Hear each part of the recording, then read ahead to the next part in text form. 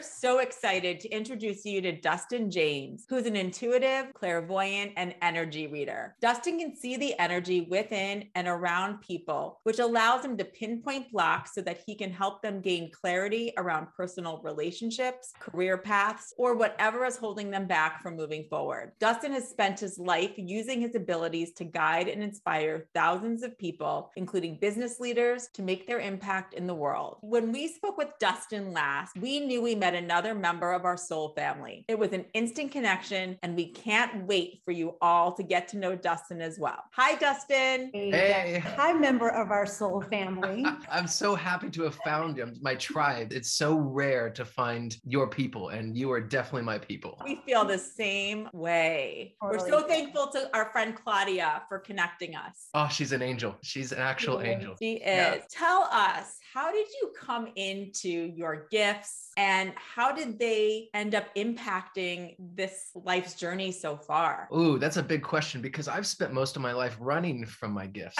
In corporate America, I've tried to hide in creative agencies. I've tried to hide building my own web company. I've tried to do everything but, and it kicked on at like 3, if you really want to know. So the first experience was very visual experience. I remember it like yesterday, very visual. And then throughout my childhood, my mom would have this game, just ask Dustin. If you lost your keys, or if the neighbor was having boy trouble, or whatever it was, it would be like this game, and she'd pull me out of hide and seek, and she's like, hey, she's dating this guy, should she break up with him or not break up with him? And she's sitting on the porch crying, and I just would look, and I could feel impressions. I'd see impressions, and it looks to me like liquid. It's almost like watching a movie, but it's very liquid. It's very 4-dimensional in a sense. I don't just see it, I feel it. I can zoom around. It's like a camera that can move around it. And then I would get a flood of information. I would just quickly look at her and say, no, break up with them because of X, Y, and Z. And then I'd say, can I go off and play now? And I'd continue hide and seek. Stop it. I mean, wait a second. Wow.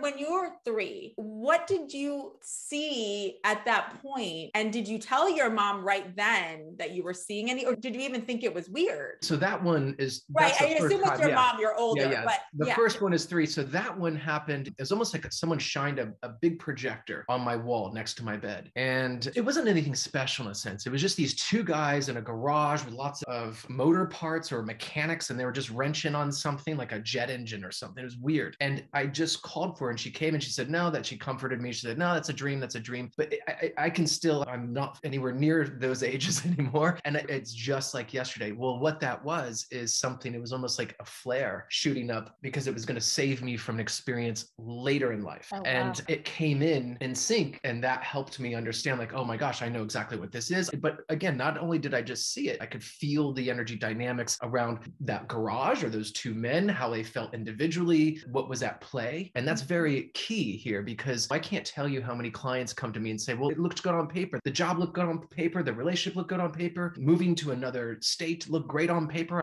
I don't understand why I'm depressed and I don't feel good. That's the big thing here, because it doesn't matter what you're presented with, what looks good on paper. It's very much the energetics of what you're saying yes to, and very much the energy pool that you're about to enter. And for me, I like to read those things, or I've had abilities and capabilities to read them prior to you making these decisions. So you don't take a detour in a sense. So you're not doing it for the money, or you're not doing it for going out with someone because of lust. You can only get that same vibrational match back from that frequency or signal. So I'm very good at reading the energy dynamics around things, how the atmosphere will feel, and how that's going to impact the people involved and the world at large. Wow. So tell us a little bit more about that. Is that something that you kept doing your whole life? I'm going to go back to that, then talking about, then fast forward a little bit, when your mom is playing that game with you throughout your childhood. When did she recognize that there was something else going on? Or did she also have any sort of gift herself? Well, she kind of blocked it. Yes and no. So she didn't do it often. We did it enough to where we lived in a home that was very active in a sense. I didn't know what that meant at the time. I just came in from hockey practice one time, and there was this woman in our kitchen, and I didn't know who she was, and our house smelled funny. And then I went up to my room to put my skates down, and there was a bowl of water with with weird stuff in it. And then I felt an emptiness, like there was something missing or someone missing. And they said, well, we had this thing in the house and it attacked your sister. And I remember her saying later how she felt like there was this presence and it kept sort of attacking her. But what it was doing is protecting us from her, because she was sort of going out with these older guys and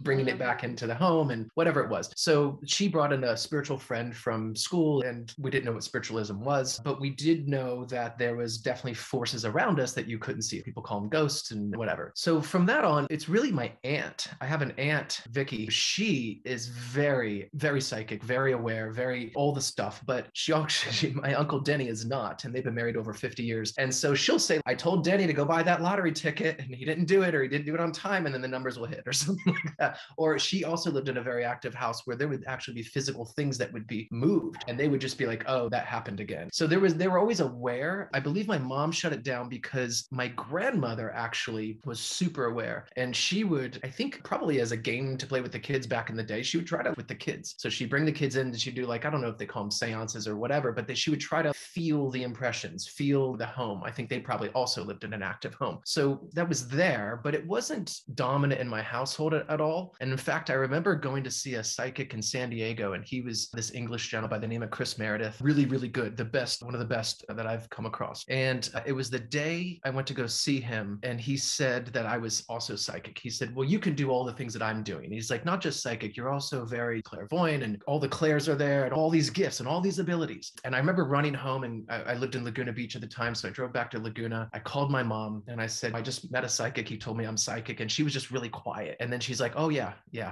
I believe that. And at the same time, I looked, and my clairvoyance literally kicked in at that moment, because there was something around me. And I turned and I looked, and I could see through the wall there, and there was something looking in. So again, there's these things around us. And when we're extra sensitive, or we know how to kick on these certain abilities, whether it's clairvoyance or clairsentient or just a knowing, then you'll perceive these other beings or life forms that are just within a click of a dimension away, I believe. So did you know what clairvoyance? Everyone listening may not. Can you explain it? Yeah. So I didn't know what it was either, and I had to go home and look it up. Actually, it started when I was dating a girl, and her parents were like, you're really clairvoyant. Every time we mention your name, you call. Anytime you mention, you're just knowing it. So clairvoyant is clear vision. So it's when you see things. So I see things in imagery. I also hear things. There's clairaudient. So audience, when you'll hear something. Sometimes I'll hear, it's like when you leave the house and there's a voice in your head that says, but better grab a jacket. It's going to be cold later. And you're like, it's 80 degrees. It's not cold. And then later on, you're at dinner, you're like, shit, I should have got that jacket. But yeah, for me, the visuals have always been there. So I had to work on shutting down, because I would be on a hiking trail in LA or Laguna or wherever I was at the time. And there would be like a jogger that would jog past me. And all of a sudden I'd get a barrage or a flood of imagery about his life. And I would just like, oh my gosh, what was that? I was going to ask how you walk through life. It was tough. And there would be times where I would be dating somebody. And I remember we moved to San Francisco, and I was sleeping on the couch for like a week, and she got really mad. And she said, why are you doing this? And I didn't tell her all of it, but I was doing it because every time I laid next to her, I would start to see the imagery of her next relationship. Oh my God. It was like really tough for me. I couldn't, because it's just energy. You're an energy being, and you're mixed with their aura, their energetics. And when I touch people now, if I just go up and touch their hand, then I'll tap in much faster, and I can see all the things about them, all the things that I need to see in order to help them, their needs basically. And so we're just these big conduits of energy. And when we connect and you say yes and they say yes, there's that connection. I believe that's sort of in romance, when we meet somebody and all of your systems are all yes, all open, and all their systems are all yes and all open. That's when you get that euphoric magnetism, when we call it the honeymoon phase and all that. And there's a ton of you and them just being sort of merged at that time. You're getting a lot of them, they're getting a lot of you, and you become that one. That's when people say, we're one. And to me, that's just being an openness. When you go in, you're a little closed off around the heart. There's all these different degrees of where people, their developments are and where they can date. And that's based on openness, right? And trauma shuts that stuff down. So that's typically where my modalities sit now, is after learning Reiki, studying Reiki years, that's just energy work, and also doing sessions with people and can read them. I realized that I really needed to learn some more modalities like biomechanics, applied kinesiology, and ways to help clear a lot of the trauma that the body holds. So you could hold trauma in the shoulders. Hip flexors are big with that. Knees. This is why shoulders, knees, hips go out, because we hold a lot of trauma. So there's the physical body body and there's the energy body. And when that gets overflown, things will just start physically breaking down. So there's ways and modalities to help clear that, and through the meridian system and all that jazz. I love how you've integrated all those different modalities into what you do. Can you just give our listeners a sense of how you work and what a session is like with you? Yeah, they're all a tailored approach. I work off of someone's needs. So it's very much, my whole thing is of service. I've now realized that this is what I'm best at. I realized that hiding out in corporate America wasn't behooving me. And I've taken all the things that I've learned along the way, and I've just sort of fit those to each person. So it could be a session. Let's say someone brings me in for like a 15-minute meeting, right? I can do a lot in that 15 minutes. We can address things, we can find solutions, we can detect things. And if we're in person, maybe it's some more time. We'll need some time to help clear it. So let's say I come in using abilities, clairvoyance. I can see that you have certain things that you're housing in your energetic field, your aura, right? Because your aura is this big archive. You ever ask somebody, hey, tell me about last weekend's trip? They might look up and to the left or to the right. They're actually pulling the file of where they stored that in their energy field. And then they start telling you the story. So a lot of times there's these hot spots or things that sort of get clogged or bog a person down. So you get brain fog and your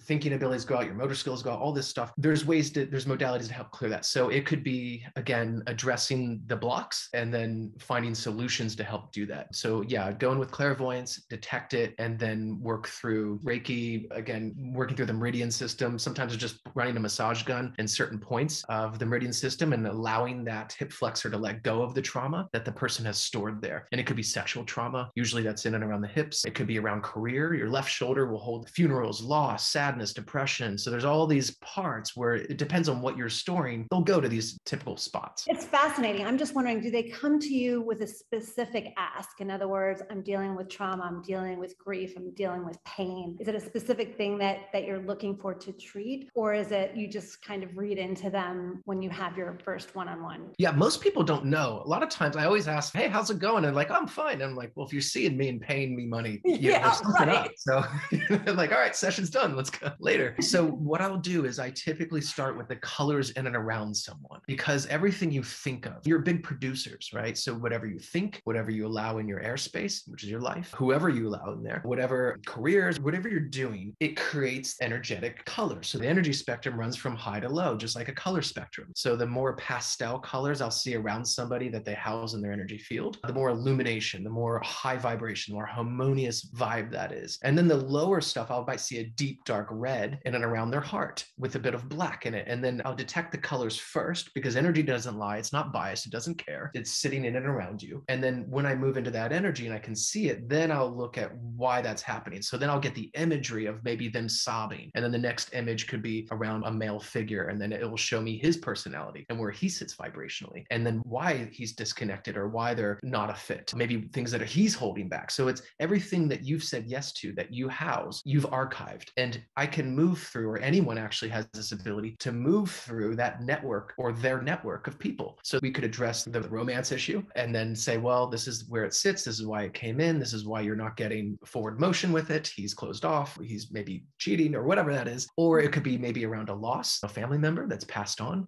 right? Grief, sadness. And then it could be around career. But really what's great is business, is people have these wonderful businesses and big corporations, but they often and most likely hire the wrong people, because again, they're looking what's good on paper. They're looking for who's correct, who's created a nice resume and has wonderful references, but maybe they're not the person for the job, or maybe they're just in the wrong department. So I'm really good at detecting what departments are bogging down, what campaigns are working, ones that they should do or not do, when they should release them. It's like, I live here in LA now, and if I get hired on certain projects, let's say take the movie Cloud Atlas. It's one of my favorite movies because it talks about soul groups. However, they had all these stars, studded names in it. They had the wardrobe was on point. Everything was great. However, it was 45 minutes too long and they had too many stories in there. So if they brought me in as a consultant, I would have said, look, it's like this, it's like that. We need to shave it there and there. These are your spots that are bogging it down. If they cut it together and they listened, it'd come out and be hit, because it already was, but it just, there was parts that bogged it down. I got hired at publishing companies and they would say, hey, I have this really big client. They're well known. They have a TV show and they have this book that's coming out. However, they're really strict on this font, but what do you think? I can feel which one's going to be a better impact on the world, which one's going to be more received. And it's very much about being of service. So it's saying, saying, how will illuminate for their listeners? How will it shine against their competitors? And that would ramp up book sales, and that would just be a better impact in the world, because if the information in there is sound and it's helpful, I'm all for it. And so my gifts sort of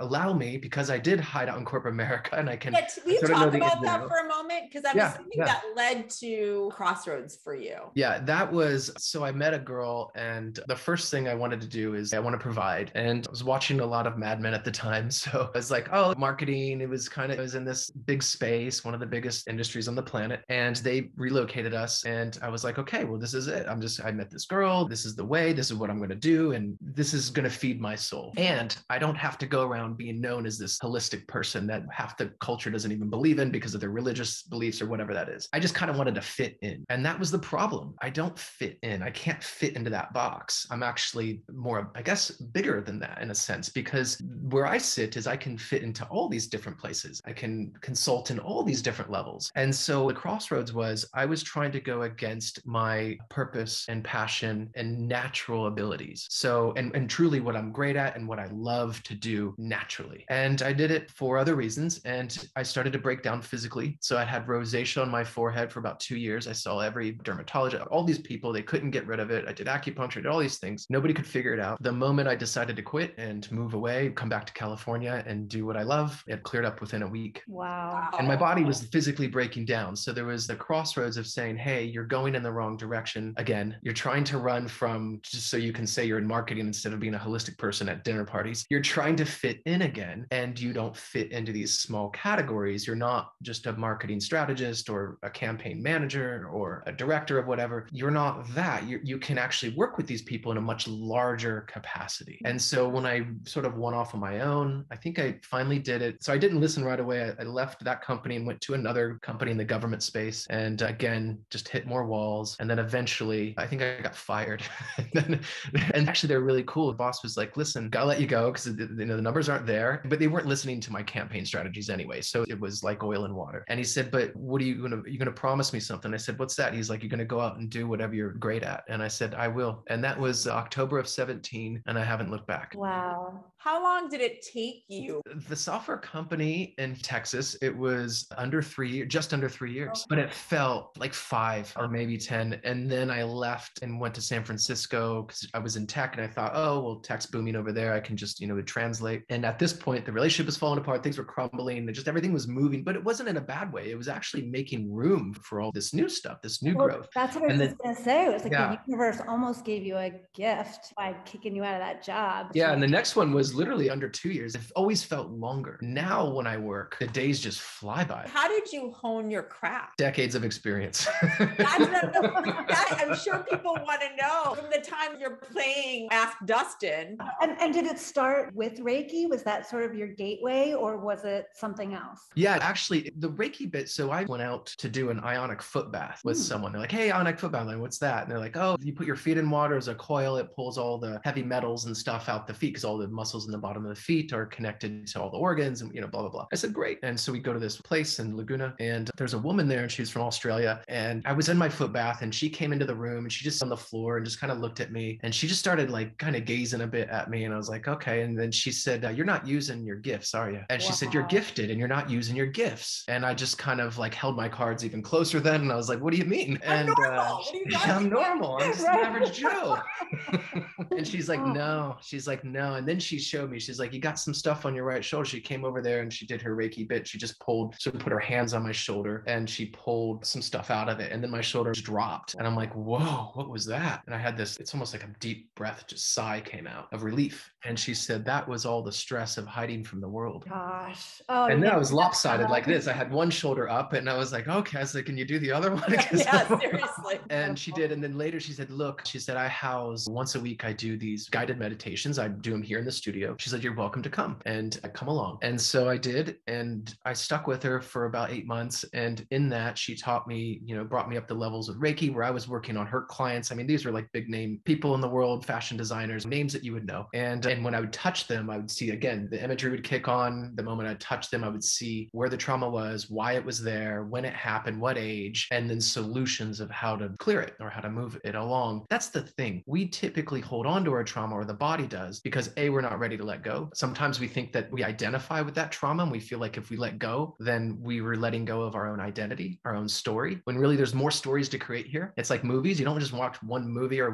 stream one show. Like there's more, right? There's more to experience. So, I learned a lot through her. And then she said, look, I know why you shut it all down. You couldn't control it. And I lived in a tumultuous childhood where I think that that's really how I did hone them. The abilities really came in for survival. And she said, but you're not experiencing that anymore. And I can help you now turn it on, turn it off. When you sit with people and read them, how to open up, and then how to create boundaries, and then not allow their stuff to come into you to affect your life. And so I've taken a lot of what she taught me. Her name's Gabriel. She's back in New Zealand now. And I've done that along with finding my own hobbies and things that I can break away. So for me, it's all about at work, and then I go and I surf, or I go scuba diving, or I go hiking, or I go to coffee shops and work on my laptop like any other screenwriter in here in Los Angeles. And I just blend in a sense. Those are my escapes. And then when I'm on the clock, I come in and I'm of service. It's very much being of service. And I'll say no to people. Some people will come in and say, hey, am I going to make $1 million this year? I say, I don't know. There's a question mark. And if I don't like the vibe or their intentions of why they want to do it, I'll walk away and say, I can't, I'm not going to work with you. But if I can tell them some information and say, look, this is what's bogging you down. But could be like the marketing people you hired. I won't leave them with nothing. I'll get to their needs, but I won't feed into if their intentions, if they're wrong, if they're not going to help, if they're more self-indulging. Have you ever worked with somebody where they came in and their energy was sort of in one place and you kind of saw an outcome as a result of their energy, and that really got to shift their energy and the outcome vision that you had for them completely changed? Absolutely. Actually, going back to Gabriel, the first client, professional client, because I was reading since I was a kid, in a sense, not professionally, but I could see things, perceive them. So I got like 50,000 hours logged as a practitioner. But with her, so she said, I'm going to bring in a friend, and he sat down in front of me. And the moment we started working together, I could see his household and how it was, and his questions. He wanted to be an entrepreneur and he wanted to be successful and all this stuff. But I saw where he was bogged down, and he smoked a lot of weed. And I asked him, I said, I see red cups, red plastic cups and bongs in your home. And he just laughed. I said, I see video games out and live in a certain lifestyle, more of a toxic lifestyle, and with laziness and all that stuff. And I said, look, what you're trying to do, I just don't see it happening for you. I see a wall. I see a dead end. And he said, well, why? What can I do to make it better? And then that's when I said, well, it's your lifestyle. And he said, well, what is it in particular? I said, it's marijuana. It's weed. You can't do it. It's cutting all of your wonderful gifts that you have. It's clouding your vision and your judgment and who you're going to do business with and how you think it's going to be as opposed to how it is. And he said he was so keen on being a successful entrepreneur in the world. And that moment he made a decision and he said, that's it. I'm done. I'm giving up weed. He was just dead serious. He drew a line in the sand right then and there. Instantly, I saw the video games rolled up and put away. I saw the red cups disappeared out of his place. I saw the cloud around him change. And then I saw new handshakes, new faces, new money coming in a healthy way. Again, it's always about being service to healthy outcomes. And it changed for him the moment he genuinely made a decision from his core out. Well, and to that point, going back to what you said, which I think a lot of people, whether or not they can accept that they do this, that idea of being married to your story and those cycles, like that idea of you identify with that victim mentality or whatever that traumatic story is. What if you are able to help them clear that block? Is it the same type of thing where you then see a different outcome for them? Are you able to help clear those types of blocks? Yeah, absolutely. And it's first identifying them where they sit and then really getting their shadow side on board. So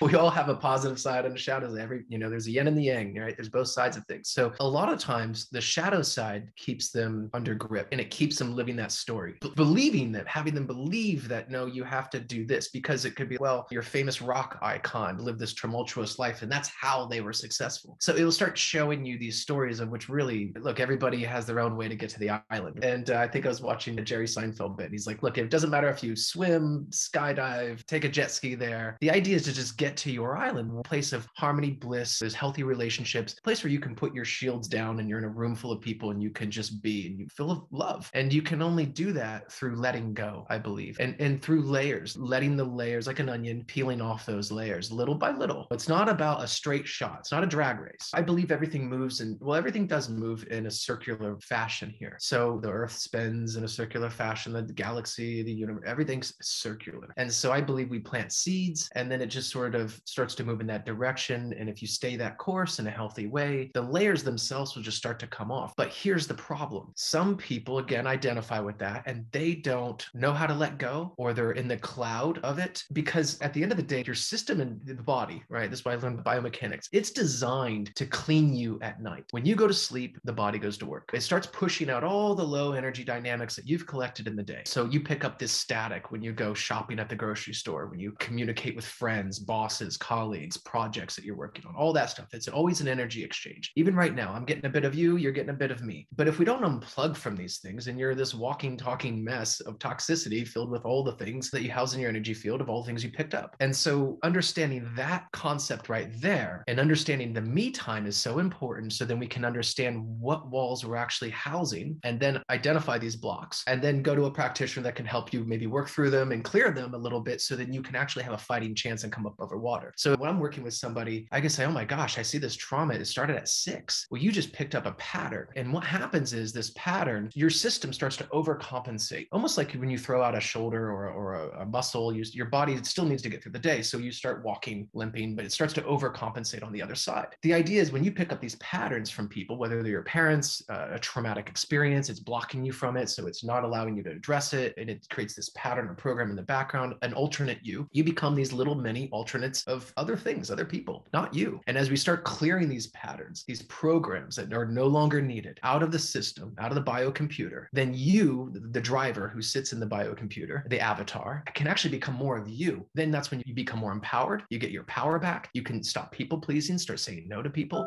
do the things that are actually good for you. And that's when you're empowered, when you're literally letting go of these old programs. Either I help clear it or I have practitioners that I'll send people to, because I'm not a one-stop shop for everything. It's a tailored approach. And I'm very big on shining a light on other people that have wonderful modalities and that specialize in certain things. I have my lane and I get them to where they need to go. Wow. You explained that so well. I can visually see it. Yeah. I think people just don't realize they're carrying all that stuff with them. And the power of sleep, I never really thought about. I agree. That was huge. I think there was a lot to be learned in just what you said. To me, it's not that mystic. None of this work is, I've been the biggest, I don't know, I'm more of a man of science in a sense. I have to you don't know how many times I've seen things that float in and I'm like, this is going to happen. And then a part of me is like, well, let's just wait. And then I'm really excited when it happens. And I've had a girlfriend that's like, why do you still get excited when things, I'm like, because I still don't know. I don't know how this works. I love that. That's huge, honestly. And to me, we're sitting in a machine of a biocomputer, and we need to understand a little bit more how it works from an energy perspective, because it's just pulling and pushing in energy, right? Energy goes in, it goes out. And what we fill the tank up with is what we get bogged down or we get lifted up in. And so to me, it's more scientific. It's not woo-woo. It's not mystical. We humans put the mysticism on it. I think when people talk about angels and all this stuff, we make it more fairy tale-esque than it is. I look at even angels as high potency beings that help and assist us while we're here. Maybe they work under God or a source of some sort. There's a hierarchy of development. And even here on the planet, there's majorities probably the students, and then there's a small percentage that are faculty and practitioners. And we're all just here to sort of move our way through things and at different levels. This is why there should be no competition. You can't compete against someone that's at a different development level than you. We're all on our own sort of path and journey and things like this. And actually, I don't think that most people think about energy in that way at all. We're just not taught to talk about it, to think about it. And I think this conversation is so important because people need to start being aware of their energy, being responsible for their energy, and then doing something about their energy if they want to make change for themselves and within the world. So this is so important. And what Karen was saying, that what you just said about sleep, I don't think that most people have ever heard of. But it makes sense, doesn't it? And it is probably because we have so much emotion and things that we're processing in our brains during the day, that it needs to rest even more. I was going to ask you, Dustin, do you see above and beyond energy? Do you see spirit? Do you see angels? Do you see anything else? Yes. Yeah. And I actually ramped up again as a kid. I would see beings. It's funny. I slept in the fetal position a lot because I'd always see like a woman sitting at the end of my bed or something, calm, cool, collect, and quiet, probably there for protection. But I would just see these things in the household or things around in other people's households. And some of it were not good. And I'm not going to that house. And some of them were really good. And you wanted to go into that house. That's typically what we're doing. Every person reads the energetics of someone's space. You're like, oh, I like it in here. That's you saying, I like the energy of the person radiates. When I go into places actually, there's a place in Los Angeles. It's the Self-Realization Center. It's Yogananda. And there's this wonderful, it's outdoors. It's called Lake Shrine. And when I walked into there, I'm like, ooh, this has a charge. There's high things that exist here. And I was in a session actually just down the block from that place. It's at a place, his name is Dr. Wagner, but he has other practitioners that work in there. And he's great at like doing biomechanics and doing a lot of the things that I've talked about. But there's a woman who does biofield tuning forks. So you lay on the mat and she just rings these biofield tunes. She cleans up the aura, cleans up the energy around you, cleans up the family line, does all these wonderful things. Well, because she is in there with these high frequency tuning forks daily around the clock, it has a charge. The moment I walked into the office, all the practitioner doors were shut, but I walked right up to hers and I was like, I like what's behind this door. And the person that was giving me the tour, they're like, oh yeah, that's everybody's favorite room. And my first time with her, I just felt like these two presences that came in. They were about as tall as the Empire State Building-ish. They're taller than the building that we were in. And it just felt really high. And I just knew, but I didn't freak out or I didn't feel like, oh my gosh, I'm in awe of it, because there wasn't that like servant thing. It was very much a like vibrational match in a sense of them wanting to help humans on. It felt like warmth, compassion, genuine love, light, like almost when you get into bed and just a warm blanket over you. It's just this wonderful feeling that there's no drug that you could do to get there. It just felt like consciousness. It just felt like these two beings of consciousness softly came in like two pillars of light. They just were there to assist. It was the first time I've experienced anything at that caliber. And I do believe it's the location that I was in and the room. And I believe that there's these high frequency potency forces that do work with humans that are open and of a caliber and that live a cleaner lifestyle, not a toxic one, that can witness, that can feel, that can perceive. Now, are they around everyone? I believe yes. I believe that everybody has guides and guards and saints and sages all around them at all different times. I know I've seen family members that have passed on around loved ones that they come in when I'm working with people. And I know there's all these titles, mediumship and clairvoyance and all the things that we've talked about, psychic abilities. But to me, I just say energy reader. It's all energy. You're just perceiving energetics. You're an energy. If we get more highly attuned to these higher frequencies, then they're a like vibrational match and easier to detect. I think that helps people understand what you're seeing, what you're feeling, and energy in general. You also mentioned kinesiology earlier in the conversation. Is that something else that you practice as well? Yeah, I do it in a sense because someone comes in, I can see these things around them. I can see something blocking the shoulder and the stomach or the digestion issues, whatever it is. I can see that. But I don't want to be the guy that's like, oh, I see this. That's like the mechanic. Like, hey, we got all these problems in your car. It's going to be $1,000. You're like, sure you do. So I've had to go off and learn. I want a visceral experience. I want an actual tangible thing. And so I've learned applied kinesiology because what I'll do is I can look at it. I can see it. I can perceive it. But it's a great way to show someone else, okay, it's muscle testing basically, because the system knows, the body knows what's wrong and it knows where it's hiding things. And it knows basically it's usually screaming at you to let it go, but we don't listen. So I've learned it to show people when we put this word here on this chakra or the hip or whatever it is, boom, the arm goes down. The muscle is just weak. You're weak there. And then I do some clearing, right? I break up the massage gun, we do bop, bop, bop, do some stuff. And then we retest it, same word, same spot, boom. And they feel it. They're like, oh my gosh, I'm so, like, I can hang on that arm, right? I can do pull-ups on it. It's strong and steady. In their face, they just look at it, they're like, oh my gosh. Before I could take two fingers and barely push and it goes right down. And now I'm like hanging on it. And a lot of these clients that I have, people that will come in, they'll be from like places I'll never think of. They're like the military, people like high ups. They'll be even psychologists, people that are practicing in these areas that you would never believe that even believe in this stuff. And they're the ones that are coming like, oh yeah, I got these clients, I need some help, or how do I address this, or how do I clear me so I can help that, whatever that is. is. So it's very interesting. I've always thought, and this is why I hid out in corporate America, I didn't think that a lot of people believed in this stuff. So I just didn't want to be known as the weird guy. And turns out that actually people need it now more than ever, and in the places that I never thought would happen. So again, people on creative projects, people in Hollywood, film, people that are working at these tech companies. So I've read a lot of people that work at Apple, Google, LinkedIn, all these big names. And they're like, hey, it feels like this in here, or I'm working on this project. How do I change it? How can I work with the team? How can I do it better? How can I refine? It's always about a refinement system. So you can just live a happier life. Can you do this on Zoom? For people, the kinesiology, I always wondered, because I've done it before in my life as well, but it's been somebody actually physically doing that. How can you do that remotely? So I'll do a lot of detection remotely, yes. And there's a ton of things that I can work with patterns and how to clear remotely. Now, when I can't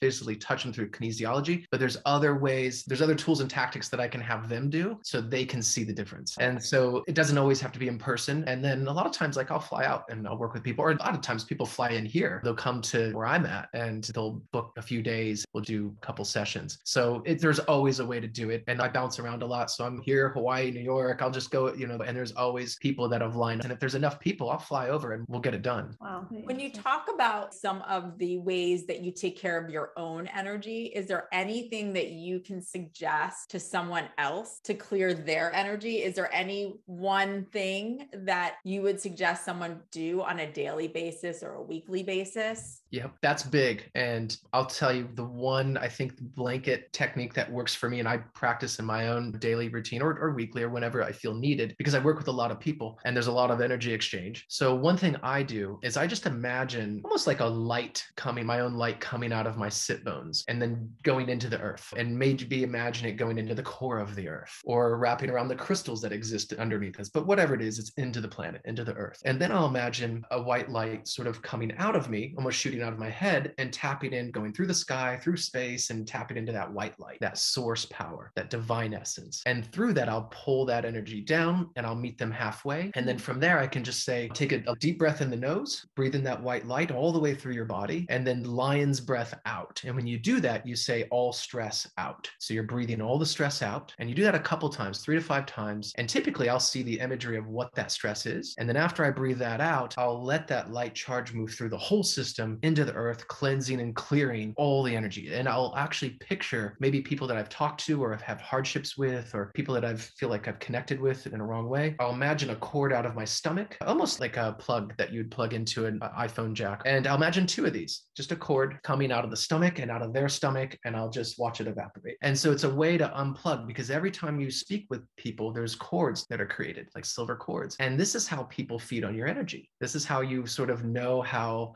psychic vampires come in, they deplete you, they leave with your energy and you're left with nothing. Or you'll detect people that call before the phone rings. They're sort of tapping on those wires that you're connected to. So people will have a lot of these plugs in them, all these open energy sources. So to me, it's about shutting down. Meditating is great, but if you're not cutting the cords and clearing the past, things that are the programs that are no longer needed, or the energy that's being siphoned out by maybe family members or old bosses or old situations, then you're constantly giving to that. It's sort of like these iPhone apps or apps in the background of your phone that are running that you don't need, and they're pulling the battery power every day. And so it's very much a conscious thing to clear those and then allow that white light to come through. And then afterwards, you just basically give gratitude for every person that you've met. They're all a bit of a reflection of you. Love them and let that reflection move on. But to me, I let it in, I do some refinement work, and then I allow it to go, because not every reflection that you've met in your life is needed today. It's time for new faces, new reflections to come in a positive way, in a healthy way, because a lot of times you've already learned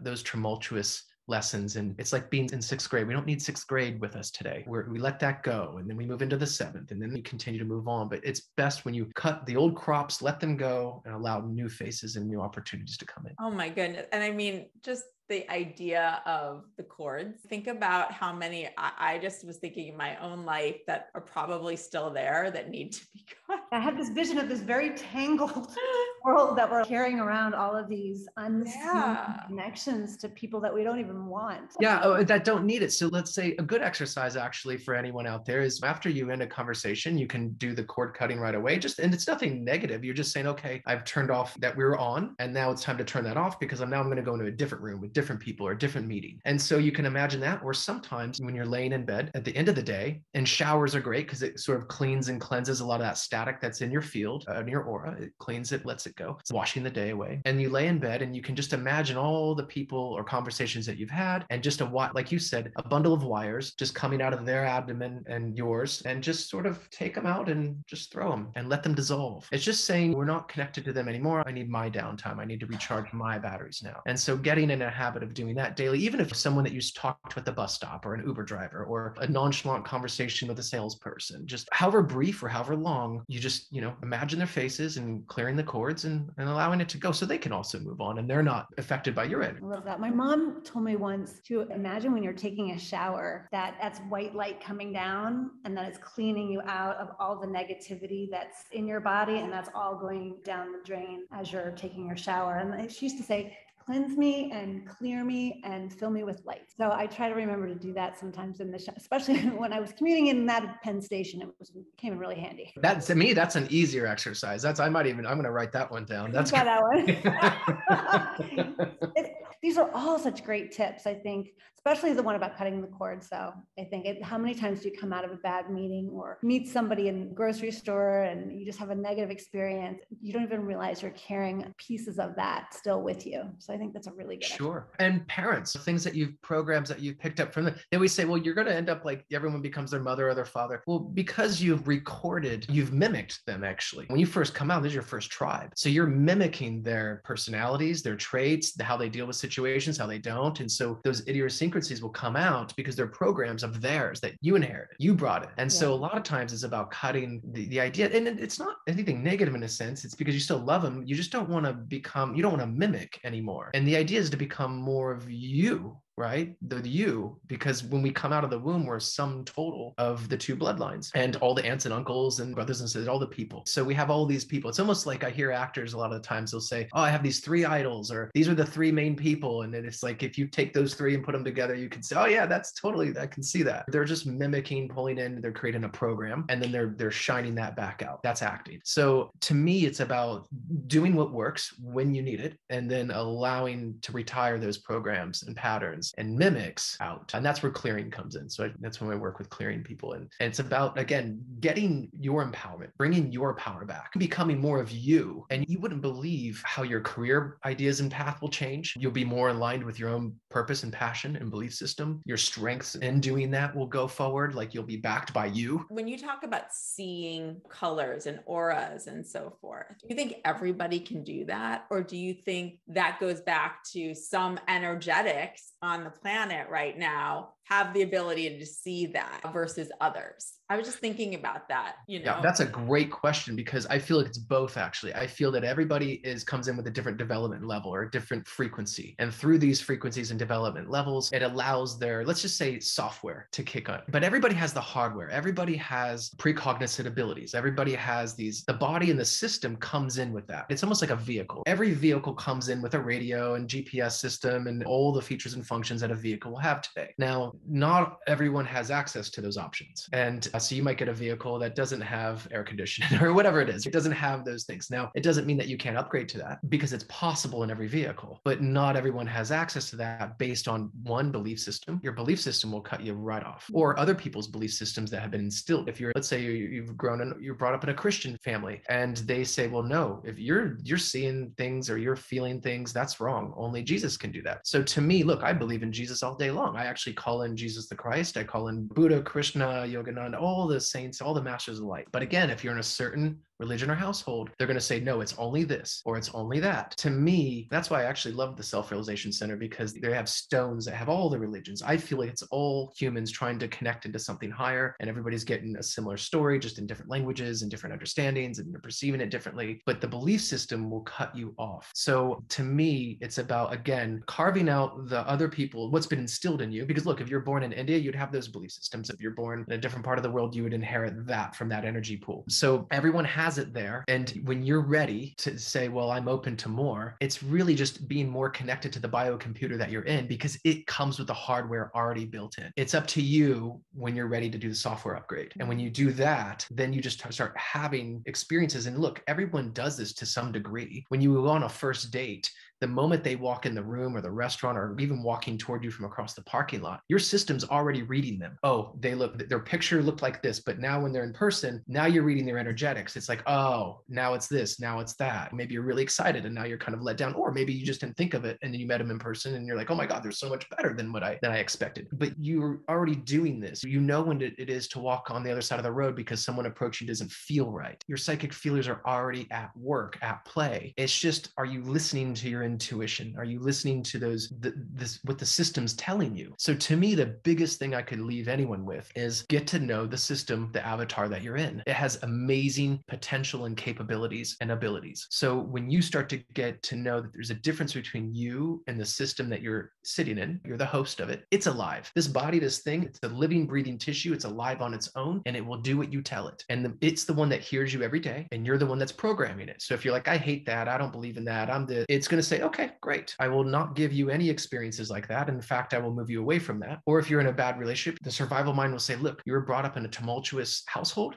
Divorce looks horrible. We don't ever want to go through that. Don't worry. I'm going to protect you. I'm going to make sure you never get into a relationship with commitment, and to keep you safe. I want to keep you safe. I want to make sure you never open that heart up and experience that, to be vulnerable to where that could potentially happen. And then it keeps you dating the wrong men or the wrong women or the whatever, or alone all the time. I love you're doing is you're bringing sort of a different perspective, a very non-woo-woo perspective to what you do. And I think that that's probably why so many people are attracted to you, because you're giving them very logical ways of describing energy as opposed to using real life experiences and real life things, in other words, to bring them to life, which I think is really helpful for those who don't know a lot about this stuff. Do you encourage the people who come to you, Dustin, to tap into their own energy as well? And if so, how? I encourage people to remove blocks so they have the abilities or capabilities to tap into their full potential. I worked with someone yesterday and they're holding on to their mother's passing that happened a few years ago. And it was very clear. I said, look, your system, or you're telling your system to hold on to this grief because you believe when you let go and you heal and you're happy that you're not going to be close to your mother anymore that passed away of cancer. So you're holding on to the sadness and the loss, and it's a way of not letting her go, but it's derailing your life. Now, I'm not saying don't grieve for sure, because grief, again, I just believe that's there. When a person leaves, whether it's a relationship or they're out of the body, they left, they're gone, they're taking their energy back with them. When a person says this relationship's over, I want a divorce, they're going to go on and they're going to take their energy with them. They're not leaving it behind. They're going to put it in their next affairs and their next things. And you're going to feel a hole, a void, and a vacuum in you. This is when we break out the Haagen-Dazs and we try to fill it up and we can't. So what we need to do is understand that we now need to let that go naturally through grief, through crying, through process, through journaling, through all these wonderful things that we can do, and then fill it with our own stuff. Because we live in a biocomputer, it works through information and processes, and it runs on energetics. So, hey, look, even the lowest things, people run on depression all day long. They're running on that fuel. It's like going to the fuel pump. There's like these few different options. Do you want the low grade? Do you want the mid grade? Or do you want the supreme stuff? So to me, when you start processing out and allowing it to let go, then the new charge, the new essence, the new abundance, the new opportunities start to come in, start to fill your system up. And now you're a different vibrational match. It's almost like the system, like the body, it takes the food. When you eat food, it takes the nutrients out and it discards what it does not need. That's how the system works. That's how it's designed in this planet. Every living organism works in the same capacity, the same way. So understanding that, it's just simple. It's understanding how it works. It's fuel in, fuel out. It's about letting go. And again, going back to the girl that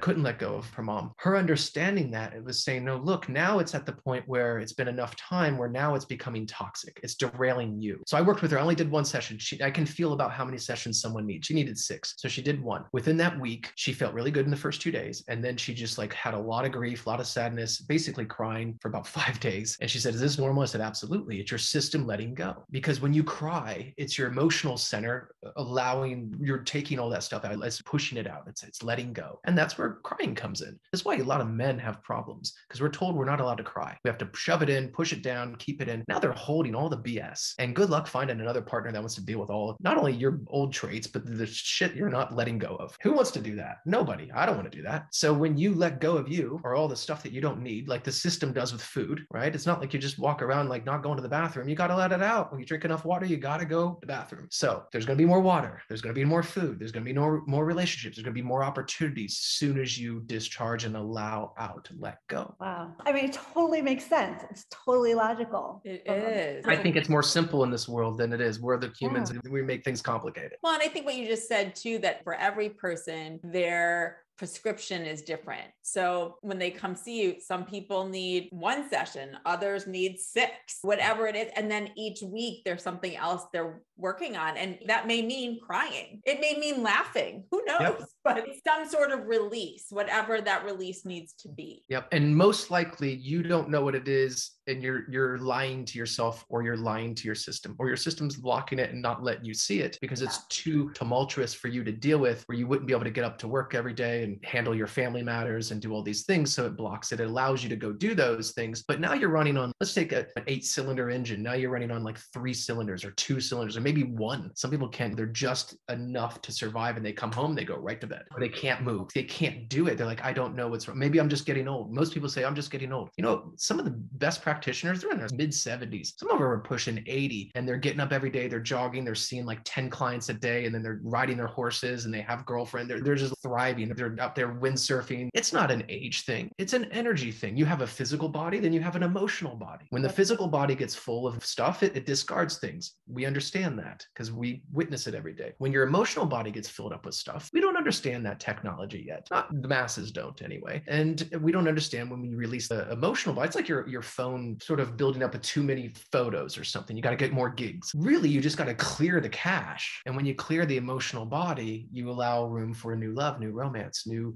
film projects, new dating. And so when you're constantly, to me, it's all breath, right? We breathe in, we breathe out. Your aura energy field, it breathes in every 7 seconds, pulls energy out, pushes it out. It's breath and it's experiences. We breathe them in, and typically humans just hold them and we don't breathe them out. So it's finding ways to help breathe out, exhale, stress, things that don't behoove you anymore. And it's so universal. It really is. Everybody can do this. It doesn't take time or money. And if you can afford to get that extra help, that's going to just help you move through it more quickly and probably see things you can't necessarily see on your own. But if everyone just breathing in and breathing out intentionally, then they themselves could start to feel better with the intention of wanting to release. And letting go. The moment you wake up, the power is in the decision. The moment you decide something, like the guy for the first client I worked with professionally, he made a decision. He drew a line in the sand and said, well, I'm not doing that. If that's getting in the way of my happiness and my future, I'm done with that. It's different than say, I'm going to quit that. I'm going to work on that this year. No. You get to a place where you're done and you make a decision. Your system will say, okay, good. We'll let go of this stuff and we'll expect some triggers and crying and trying, maybe address some of these people or have conversations. But also after that, we're going to give you a whole new blank canvas and you can go painting anyway. Wow. I mean, how many people are carrying stuff around like that they don't even realize is preventing them from getting what they want or living their best life? Every person on the planet. And there's almost 8 billion of us. All of these tools are so helpful. I'm breathing better right now. Yeah, I know. And I can't even believe. I love all these conversations. I love you guys so much. Honestly, I'm so grateful to be connected to you, for others to now know you and to find you at jamesintuitive.com. So thank you. We are excited to continue to have more conversations, work together in the future. So I love doing these things. I love giving back to the listeners, and I'll do a deal with